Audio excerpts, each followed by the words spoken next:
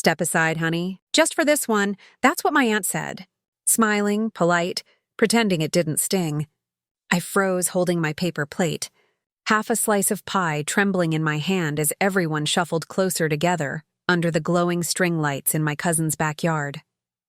They looked like a magazine spread coordinated outfits, champagne glasses, teeth so white they reflected the fairy lights. I was still standing by the dessert table, wearing my one nice dress, the one I ironed 3 times because it was all I had. I thought she was joking, so I laughed and waited for someone else to laugh too. No one did.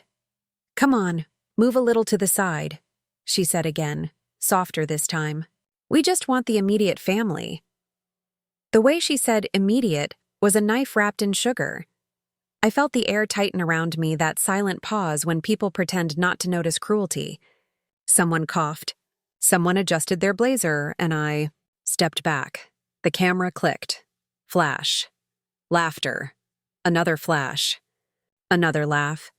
I stood there half in shadow, half in shame, watching as they posed like perfection itself. My own reflection shimmered faintly in the patio door behind them, distorted, small. It wasn't the first time. But it was the first time it broke something in me. My cousin Megan turned her head slightly. "You don't mind, right? It's just for Grandma's wall photo. We want it to look cohesive." That word stayed in my mouth like dust. I swallowed the lump in my throat, smiled that polite, numb kind of smile you learn when you've been invisible too long, and said, "Of course." Totally fine, but it wasn't fine. Not that night.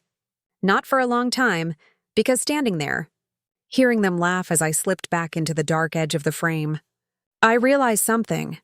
I'd spent my entire life trying to fit into a picture that was never meant to include me. Their world designer bags, beach houses, destination weddings always made me feel like a misplaced puzzle piece. I grew up in a smaller house. My mom worked 2 jobs. We didn't do ski trips or private schools. But I thought family was supposed to mean love, not labels. That night proved me wrong. When the photos were posted a week later, captioned, "Family means everything," I wasn't tagged. I wasn't even cropped in. I was gone as if I'd never been there at all. That picture broke something in me, but it also built something new, because for the first time in my life, I didn't just want to be seen.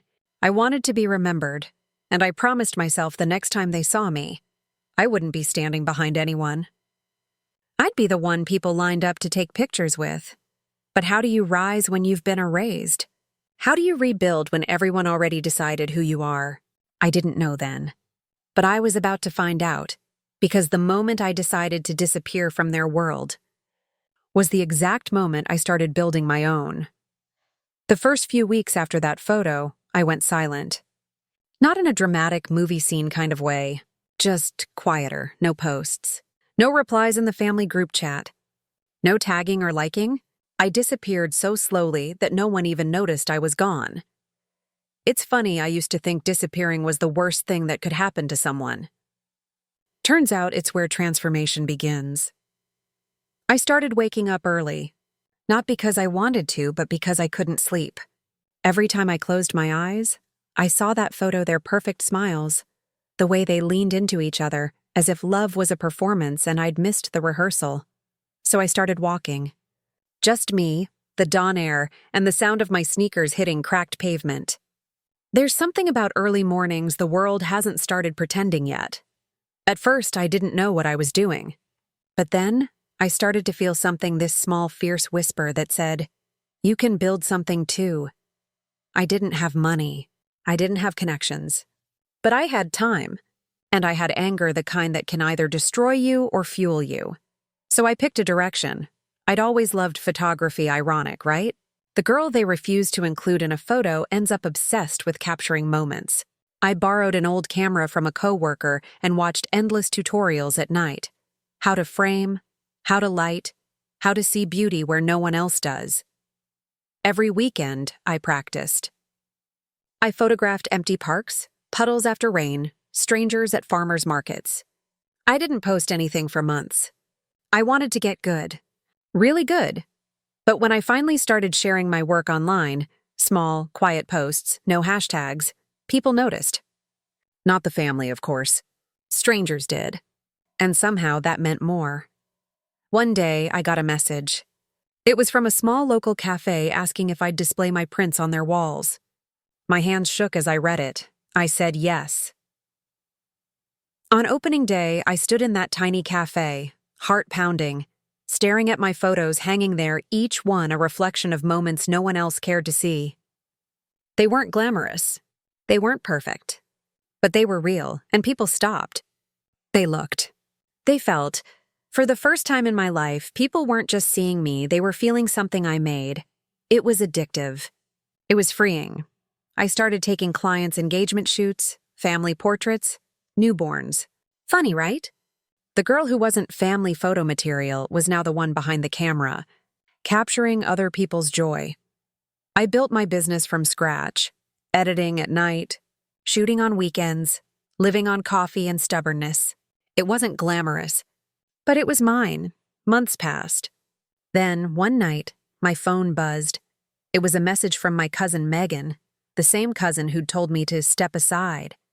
"Hey," she wrote. "We saw your photos online. You're really talented. We're having a big family Christmas this year, you should come. Grandma would love some new pictures for the house." My heart stopped. Not because of the invite, but because, for the first time ever, I realized something. They didn't see me as family. They saw me as a photographer, a service. And I had a choice to make. I could show up with my camera and smile like nothing happened. Or I could show up as the woman they never thought I'd become. And that's when I decided this time I wouldn't just take the picture. I'd own it. I stared at that message from Megan for a long time. Too long. The little typing bubble came and went, like she was expecting me to jump at the invitation. A year ago, I would have. I would have said yes in a heartbeat, desperate to be included, even as an afterthought. But now, I didn't owe them anything. Not a photo. Not my time. Not even an explanation. Still, I couldn't help it. Something inside me whispered, "Go." Not to prove them wrong. To remind myself that I didn't need their approval anymore. So I said yes. Of course, I typed back. I'd love to come. Simple, polite, controlled, no emoji. No exclamation marks. But behind that calm reply, my mind was already spinning. If they wanted me back in their perfect world, they were going to see who I'd become, not the quiet, overlooked version they could erase from pictures. No. This time, I'd walk into that room like the kind of woman who belonged in every frame. For weeks, I planned.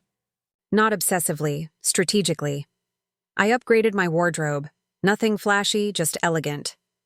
A soft cream blouse, tailored slacks, a coat that draped perfectly when I moved, subtle gold jewelry, confidence as my best accessory. I updated my website, too. My photography portfolio had grown into something professional. Real clients, real projects, even a feature in a small local magazine that called me one of the emerging voices in lifestyle photography. I didn't post about it in the family group. I didn't need to. They'd see it soon enough. The night before the Christmas dinner, I couldn't sleep. I lay awake, staring at the ceiling, my mind flicking between memories, the flash of that humiliating family photo, the laughter, the feeling of being unwanted. And then I pictured walking in. Head high, calm. A smile that said, "I made it without you." When the day came, I drove up to Megan's house, that perfect suburban dream home with the white pillars and new SUV in the driveway. I parked down the street, took one last look in the mirror and whispered, "You're not here to prove. You're here to show." The door opened before I even knocked. "Wow," Megan said, eyes widening. "You look amazing." Her tone cracked halfway between surprise and discomfort. I smiled. "Thanks, you too." Inside, everything smelled like cinnamon and champagne. The chatter was loud, laughter brighter than it had any right to be. And then, silence. Just for a moment, they all saw me. The same people who once looked through me like air. And that silence? It felt like power. Aunt Carol stepped forward, glass in hand. "Oh, there she is. We were just talking about you. You've really made a name for yourself, haven't you?" I smiled, trying my best. It was surreal. Compliments from the same mouths that once whispered pity. I moved through the room gracefully, every step deliberate. I wasn't faking it, I was owning it, but then something unexpected. Megan pulled me aside near the kitchen. "So, listen," she started. "Would you mind bringing your camera next time? Grandma keeps saying we need updated photos. And, well, you're the pro now." I almost laughed. Almost. Instead, I tilted my head and said softly, "Actually, Megan, I think I'd rather be in the pictures this time." Her face froze. That perfect, polished composure cracked just enough for me to see the truth underneath.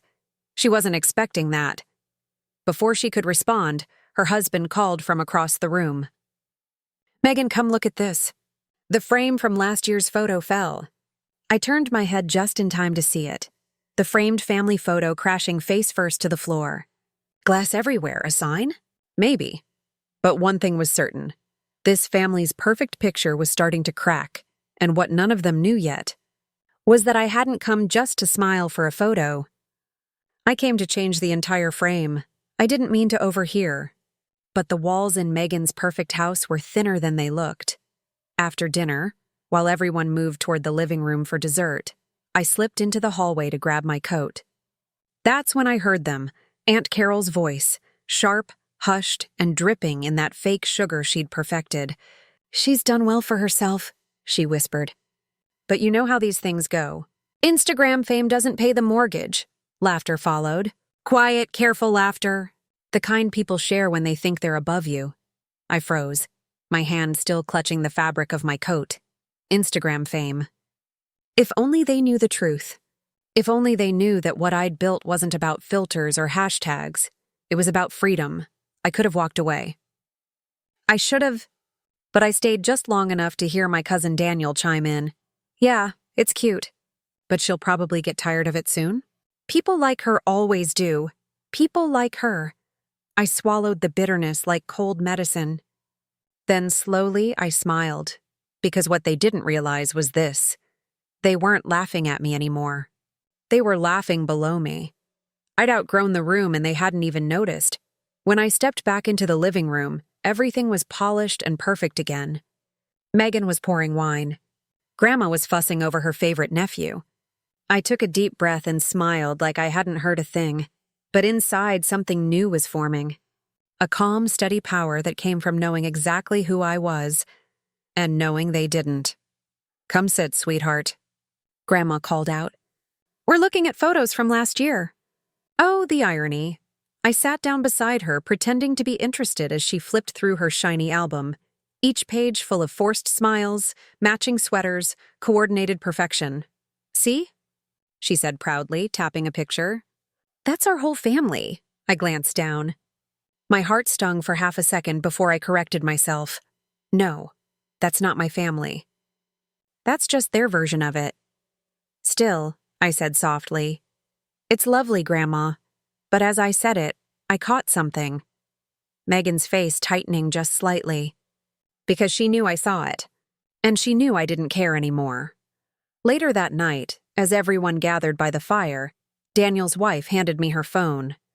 "Would you mind taking a group picture for us?" she asked, smiling politely. Of course. The photographer. Always behind the camera. I took the phone. But this time, as they lined up together, I said something I'd never dared to before. "Actually," I said quietly, "I'd rather be in this one." They froze. Confused smiles. Awkward glances. But I didn't move. Megan blinked. "Oh, well, sure. Of course." So I set the phone on timer mode, placed it on the mantel, and walked over to stand beside them. The silence was heavy, like the air itself didn't know how to react. The timer flashed. 3 seconds, 2, 1, and then click. For the first time in years, I was in their picture. But the look on my face wasn't the one they expected. I wasn't smiling to belong. I was smiling because I didn't need to. Later that night, after everyone left, I sat in my car for a long time, looking at that one photo. You could see it in their faces, forced smiles, tight shoulders. And then me, calm, grounded, unapologetically there. I realized something powerful. They'd excluded me from their frame because my presence didn't match their illusion. But now? Now their illusion didn't match my reality, because what I didn't know then was that this photo, the one I took without permission, would soon go viral for a reason none of them could control. I didn't plan for it to go viral. Honestly, I didn't even mean to post it. It was late, maybe 1 a.m. I was sitting on my bed, makeup still on, the soft hum of the heater filling the silence. I looked at that picture, me standing among them, calm, unbothered, and something about it just felt poetic. So I posted it, no caption, just a single photo. And for the first time, I didn't hide behind filters or self-deprecating humor. I just let it be what it was. Raw, elegant, real. I put my phone down and went to sleep. The next morning, I woke up to hundreds of notifications. Then thousands. My post had exploded overnight. Not because it was glamorous, but because it told a story people recognized, even without words. The comments poured in. Why does she look like she doesn't belong but owns the whole frame? There's power in her stillness. She's the quiet storm in a sea of fake smiles. I sat there, mouth slightly open, scrolling through message after message. People didn't know my story, but somehow they felt it. It was validation, not from those who once ignored me, but from strangers who saw me clearly. By noon, the photo had been shared on several lifestyle pages. By evening, it was trending. The irony wasn't lost on me. The same family that had excluded me from their perfect picture had accidentally given me the one that would change my life. Within days, I started getting inquiries. Brands wanted to collaborate. Magazines reached out for interviews. A local talk show invited me to speak about confidence, boundaries, and redefining family dynamics. I said yes. When I walked into that studio, my palms were shaking, but my voice didn't waver. I told the story simply, honestly. How sometimes being left out of a photo isn't rejection. It's redirection, the host smiled. The audience nodded, and I felt something inside me settle. Like I'd finally rewritten the narrative they'd once forced me into. That night, I got a message from Megan again. Wow, congrats on the interview. Grandma saw it. She's so proud. We're all so proud. Proud. Of what? Of me? Or of the attention that came with me now? Still, I replied, thank you. Because I didn't need to fight anymore. The silence between us spoke loud enough. But of course, peace never lasts long in families like mine. A week later, my aunt posted a photo. A new family portrait. Perfect lighting. Perfect smiles. Except this time, the caption said, so blessed to have such a strong, beautiful family. All of us together again, except I wasn't in it. Again, they'd done it on purpose. A statement. A reminder that no matter how successful I became, I'd never really belong. At least, not in their version of belonging. I stared at that post for a long time, my chest tightening with a familiar ache. Not of sadness, but of clarity. They didn't exclude me because I wasn't good enough. They excluded me because I made them uncomfortable, because I refused to shrink anymore. And as I scrolled through the comments, all their friends praising how beautiful and close the family looked, I knew exactly what I had to do next. Not revenge in the messy sense. Not petty payback. Something quieter, sharper. The kind of revenge that doesn't need to shout. It simply exists. Because if they wanted to pretend I wasn't part of their story, then I'd make sure the world remembered mine louder than they ever could. After that new family photo, I didn't cry this time. No slammed doors. No whispered why me into the dark. Just silence. And a strange, steady kind of peace. Because I finally understood. I'd spent years begging for a seat at their table when I could have built my own. So that's exactly what I did. I started small. Posting stories about what it really feels like to be the odd one out in your own bloodline. About being the almost, the not quite, the why don't you dress like her? And people listened. Not out of pity, but because they'd lived it too. Within a month, my following doubled, then tripled. Every post, every caption, it wasn't just content anymore. It was therapy, dressed as confidence. I'd sit on my small couch in my small living room, laptop balanced on my knees, typing until midnight. And for the first time, I didn't feel small at all. Brands kept reaching out, sure. But I didn't care about promoting skincare or handbags. I wanted to talk about self-worth, about how family can wound you in ways no stranger ever could, and how you can still heal beautifully.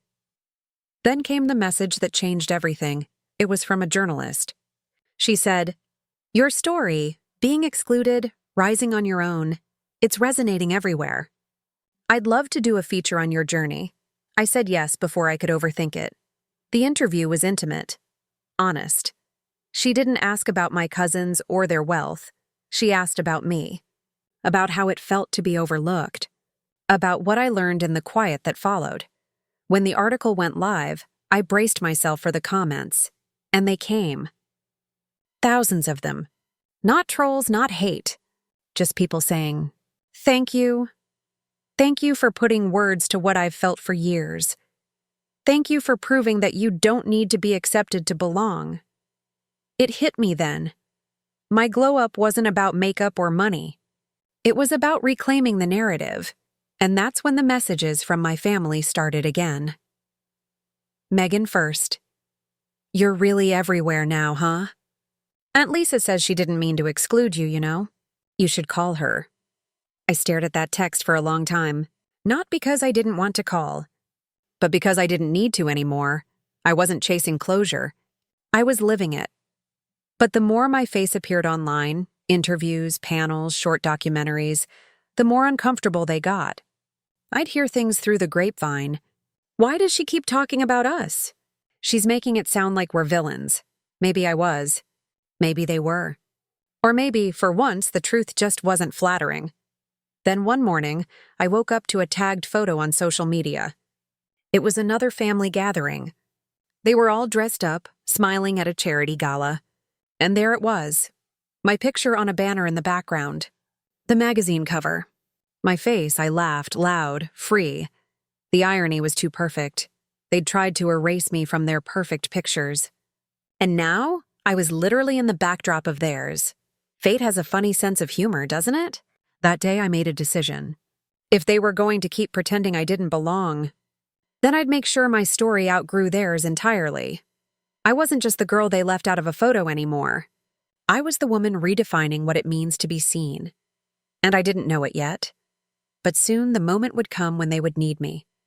And I'd have to decide whether forgiveness looked anything like acceptance. It started subtly. Little ripples in the still water of their perfect lives. First, my cousin Megan started commenting on my posts. Just emojis at first. A heart, a fire, a wow. The kind of fake support that smells like regret. Then came the DMs. "Hey, maybe we should collab sometime. It'd be fun to do a sister-style video like old times." Old times? You mean the times when you cropped me out of pictures because my dress wasn't designer? I didn't reply. Not because I was bitter, but because I didn't owe a response to someone who only saw me once the world did. But the universe wasn't done with its plot twists. 2 weeks later, I got invited to an event, a networking mixer for entrepreneurs and creators. I almost didn't go. Crowds still made me anxious, but something inside whispered, "Go. It's time they see who you've become." When I walked into that hall, bright chandeliers, clinking glasses, polished laughter, I froze, because there they were. My family, every single one. Apparently, the event was sponsored by one of their companies, and my name was on the guest list as a keynote speaker. Megan's jaw literally dropped when she saw me step onto the stage. A year ago, I'd been the quiet girl they avoided at reunions. Now I was the one people came to hear. I didn't look at her while I spoke. I didn't need to. I talked about transformation, about how being underestimated can be the greatest fuel, about finding power in the silence people force upon you. Every word was true, every pause deliberate. And when I finished, the applause thundered. Real, raw, earned. Afterward, I saw my aunt approaching me. The same aunt who once whispered, "You should dress more like your cousins if you want to look presentable." She smiled too wide. "Sweetheart, we're all so proud of you. We always knew you'd do great things. Always knew?" Funny, I must have missed that memo during the years of their polite pity. Still, I just smiled. "Thank you," I said softly. "It means a lot." Because real power doesn't need a speech. It lives in the quiet grace of not needing validation, but what came next was the twist I never saw coming. A month later, my cousin called me, voice shaking. "Hey, could you help me? Our company's PR is tanking. We need someone to handle the online backlash. You're good with audiences. Maybe you could do a post for us?" I sat there for a long moment, the weight of irony pressing against my ribs. The same cousin who once said, "You don't fit the family brand?" Now begging me to save it, I wanted to laugh. I wanted to say no, but instead, I took a deep breath. "I'll think about it," I said, and I did think about it, for 3 whole days. Not because I was unsure, but because I wanted to decide not out of revenge, but clarity. By the 4th day, I sent her a simple message. "I can't fix a brand that was built on exclusion. You'll have to rebuild it yourselves. No anger, no drama. Just truth." And that truth hit harder than any insult ever could. They'd built their image on perfection. Flawless faces, flawless lives. But perfection cracks easily. Mine was built on rejection. And rejection makes you unbreakable. Still, something in me wondered. Would they ever truly see me? Not as the outcast or the success story, but as family?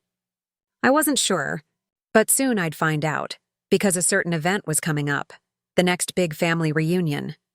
The same one I'd been uninvited to last year, and this time my name was at the top of the guest list. But what none of them knew was, I had a surprise planned, one final photograph that would change everything. The invitation sat on my kitchen counter for a week. Cream envelope, gold lettering, pretentious cursive. It smelled like money, pride, and guilt. The annual family reunion. The one I'd been forgotten from last year. When it arrived, I laughed. Not because it was funny, but because of how predictable it was. Now that I'd become someone worth being photographed with, suddenly I was welcome again. But this time, I wasn't walking in quietly. I planned everything. From the outfit, a sleek, tailored cream suit that screamed power, to the moment I'd arrive. Late, but not too late. The kind of entrance that makes people whisper. That morning, as I looked in the mirror, I didn't see the girl who once stood outside their family photo. I saw a woman who had built her own spotlight. My reflection stared back, steady, calm, and certain. I whispered to myself, this time, they don't define the frame. You do. When I pulled up to the house, that same sprawling suburban mansion with its polished windows and picture-perfect garden, my heart pounded like it used to. But it wasn't fear anymore. It was adrenaline. The driveway was lined with luxury cars. Cameras flashed near the porch. And as I stepped out of my car, heads turned.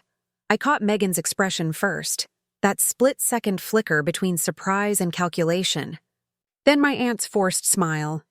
Sweetheart, you look amazing. We're so glad you came. I could hear the unspoken finally worth being seen with. Inside, the house smelled of cinnamon and expensive perfume. Laughter filled the air, the same hollow laughter I once used to long to join. People gathered around, pretending to care, pretending to remember. Oh, I saw your post in Forbes. You're doing so well for yourself. Oh, you have to tell us how you managed it. So inspiring. I smiled, said thank you, kept it polite. Because the old me would have sought their approval. But the new me? Knew their praise meant nothing. Then came the moment. The family photographer, the same one from before, called out, "Everyone, gather by the stairs for the group photo." For a moment, the room froze. Every eye darted toward me, uncertain. Would I join? Would I walk away? I took a slow sip of champagne. And then, calmly, I walked forward. I didn't take a spot at the end this time. I walked straight to the middle, right between my aunt and Megan. The air tightened. No one said a word. The flash went off. Click a single shot, capturing a new hierarchy. The same family that once turned their backs now stood behind me. It wasn't about revenge. It was about reclaiming space. But the real twist hadn't even begun. After the photo, as people mingled again, I excused myself and headed to the garden. That's where I set up my camera. A professional photographer, my photographer, was already waiting. I stood under the same oak tree where they'd once posed without me. This time the camera was mine. The story was mine. We took portraits. Strong, powerful, real. No fake smiles. No permission needed. Just me, standing tall, every scar, every step, every silent dinner turned into fire in my eyes. When I looked at the photos later, I felt something shift inside. They weren't just pictures. They were proof. Proof that you don't need to be invited to belong. You can build your own frame. But then, just as I was about to leave, I heard a voice behind me. "Megan." "Hey," she said softly. "Can we talk?" Her tone wasn't fake this time. It was small, almost nervous. I turned slowly. "About what?" She hesitated, eyes flicking to the house, then back to me. "It's about Mom, and about the photo. There's something you should know." My chest tightened. Because the look in her eyes wasn't jealousy anymore. It was fear. And I suddenly realized this family photo drama might have been hiding something much darker all along. We stood in the garden, two cousins, the air thick with silence. The party music drifted faintly through the open doors, muffled by the walls of pretense inside. Megan's hands fidgeted, her voice low. "I didn't know if I should tell you this. But after seeing you tonight, I can't keep pretending." My stomach tightened. Her tone was fragile, guilty, like the calm before a confession that could shatter years of lies. "What is it, Megan?" I asked, steady but cautious. She looked at me, really looked at me, and for the first time I saw fear in her eyes. "Not of me, but of them. It wasn't just about the house," she whispered. "It wasn't because you didn't fit the image. That's what they told everyone. But the truth. The truth is, Aunt Lydia didn't want you in those photos because of how you made her feel." I frowned. How I made her feel? She was jealous. Megan's words spilled out fast, like she'd been holding them in for years. "Not of what you had, but of what you were. You always had this quiet strength. Even when they mocked you, even when you were struggling, you didn't bend. She used to say, 'There's something about her that makes the rest of us look small.'" I blinked, stunned. Jealous of me? The girl who used to patch her thrift store dress just to show up decent at dinner? Megan's voice cracked. "She was terrified you'd outshine us one day. That's why she pushed everyone to exclude you. She didn't want you near the spotlight.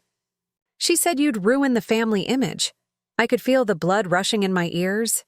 Every snide comment, every fake smile, every accidental exclusion, it all made sense now.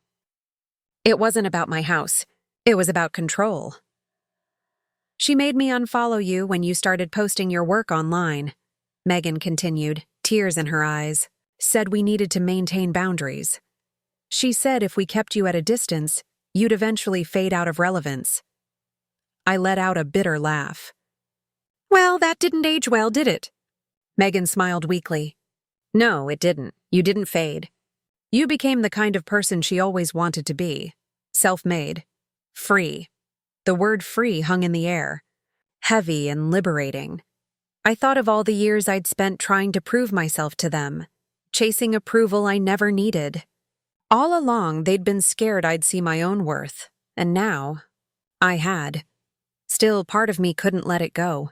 "You knew all this," I said quietly. "You knew why they left me out. Why didn't you say something before?" Megan looked down. because I was part of it. I liked being the perfect cousin, the favorite. But watching you tonight, how you carried yourself, how everyone looked at you, it hit me. You didn't need to tear anyone down to rise. You just rose, and I can't live pretending anymore. Her honesty stung, not because it hurt, but because it was real. And real things cut deep. I took a breath, feeling the cold air against my skin. "Thank you for telling me," I said finally. And I meant it. Because closure doesn't always come in apologies. Sometimes it comes in the truth you never expected to hear. We stood there in silence for a moment. Then Megan asked, "So, what are you going to do now?" I looked back toward the glowing house, the laughter echoing through its walls like a ghost of who I used to be. What was I going to do now? Not beg for acceptance, not try to fit in, but to finish what I started, my glow-up story, my way. Because if they wanted a picture-perfect family, they were about to get one, just not the way they expected. The next morning, I posted my photo, the one from under the oak tree. But what I added in the caption, that was the part that would make every single one of them stop in their tracks. I barely slept that night, not because I was anxious, but because my mind wouldn't stop spinning with clarity. Everything finally made sense. Every whisper, every exclusion, every tight smile. They hadn't left me out because I was less. They'd left me out because I was becoming more. When morning light seeped through my blinds, I made coffee, sat at my desk, and opened my laptop. The photo glowed on my screen, me under the oak tree standing in the golden afternoon light. Strong, centered, unapologetic. For a long moment, I just stared at it. It didn't look like revenge. It looked like peace, but peace can be powerful too. I opened Instagram, uploaded the photo, and began typing. Last year, my family took a photo without me. I told myself it was a mistake, that maybe I didn't belong in that picture. But I've learned something since then. Sometimes you're left out because you don't fit their version of perfection. And that's okay, because maybe you were never meant to blend in. Maybe you were meant to stand out. I paused. My fingers hovered over the keyboard. Then, I added one last line, the one that burned quietly in my chest all night. To anyone who's ever been cropped out, overlooked, or underestimated, build your own frame. You don't need their picture to prove you exist. I hit post, and just like that, it was out there. By noon, my phone started buzzing. By evening, it wouldn't stop. Thousands of likes, comments, shares, strangers telling me they'd been through the same thing. People tagging friends saying, "This, read this." The post went viral, not just because it was emotional, but because it was truth. Raw, universal truth. Then something unexpected happened. Megan called. "Turn on the news," she said, her voice shaking. A local outlet had picked up the story. Woman excluded from family photo turns her pain into inspiration. And in the article, my oak tree photo was the headline image. My family saw it too. Oh, they saw it. That night my aunt called, for the first time in years. "Why would you post that?" she demanded, voice trembling. "You made us look terrible." I took a deep breath. "I didn't mention your names," I said calmly. "If you felt exposed, that's on you. Maybe ask yourself why. Silence. The kind of silence that comes when truth finally hits where denial used to live." She hung up without another word. And I smiled, not out of spite, but relief, because that call wasn't about guilt. It was about power. And for the first time, it was mine. Weeks passed. The post continued to spread. I got invited to speak at events about confidence, authenticity, and self-worth. I started mentoring young women who felt invisible. It wasn't just a glow-up anymore. It was a movement, and yet, one thing stuck with me, a message that appeared one morning from an anonymous account. "You looked beautiful under that oak tree. You always did. We just didn't know how to see it." I'm sorry, no name, but I knew who it was. Megan. I didn't reply. Some apologies don't need an answer. Some lessons don't need an audience. I just smiled, closed my phone, and looked out the window. The world outside was quiet. The sun was rising, soft and golden. The same light that had once caught my tears now caught my peace. I wasn't the girl excluded from the photo anymore. I was the woman who created her own frame, her own life, her own story. And now, the world was watching. So I'll ask you this. What would you have done if your family tried to crop you out of their story? Would you stay invisible or build your own picture? Tell me in the comments.